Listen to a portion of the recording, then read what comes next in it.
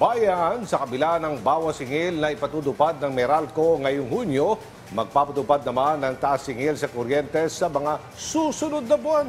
Kasunod ito ng kautusan ng Energy Regulatory Commission sa lahat ng distribution facilities at electric cooperatives kaugnay sa bayarin sa Wholesale Electricity Spot Market o WESM. Umaasa naman ang Meralco na bababa na ang konsumo sa kuryente ngayong nagsimula na ang tag-ulan. Yan ang ulat ni Rod Lagusa. Bukod sa bawas singil sa kuryente para sa buwan ng Hunyo, pinag-ahanda naman ng Meralco ang kanilang mga customer sa dagdag singil sa mga susunod na buwan. Ang adjustment dahil sa kautusan ng Energy Regulatory Commission sa lahat ng distribution facilities at electric cooperatives kabilang ang Meralco na utay-utayin ang pagkolekta sa loob ng 4 na buwan mula ngayong Hunyo hanggang Setyembre ang bayarin sa Wholesale Electricity Spot Market o WESM. Para sa nanay na si Desiree na may pagkakataon na work from home, malaking tulong na may bawas ngayong buwan at hindi isang bagsakan na magiging dagdag singil. Lalo ngayon na magpapasokan na, so yung masisave for the month of June, pwedeng maidagdag para sa pambili ng mga gamit ng mga bata,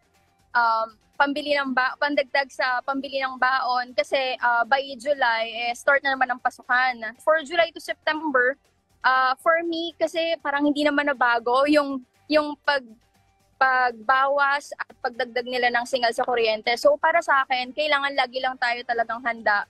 Para sa buwan ng Hunyo, makakaasa ang Meralco customers ng nasa 1 peso and 96 centavos na bawas singil at hindi ang 64 centavos na taas singil na una ng inanunsyo. Kaugnay nito, ang kabuuang rate sa isang typical na pamilya ay nasa 9 pesos and 45 centavos per kilowatt hour, kumpara sa 11 pesos and 41 centavos per kilowatt hour noong Mayo.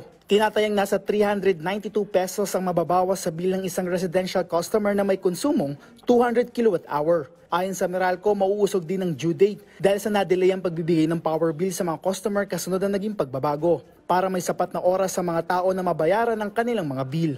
Pero this early, we would like to manage the expectations of our customers.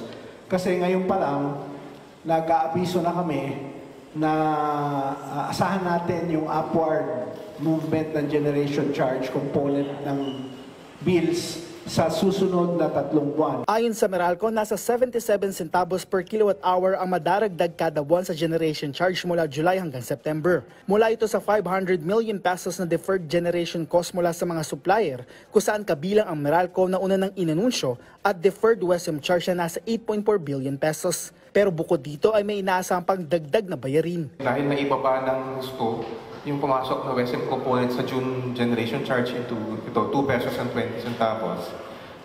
In the following month, when WESM charges normalize, so let's say it won't reach 7 or 8 pesos anymore, let's say it's 6 pesos. So it will still show an increase from 220 to whatever normal level WESM charges we have right now. And on top of that will be the recovery of the 77 centavos per kilowatt hour. Umaasa naman ang Meralco na bababa ang konsumo ngayong nagsimula ng tag-ulan kumpara sa mga nakaraang buwan na mataas ang naitatalang heat index. Kaya ayon sa Meralco, kailangan tingnan ang magiging consumption pattern ng mga customers. Rod Lagusad, para sa Pambansang TV sa Bagong Pilipinas.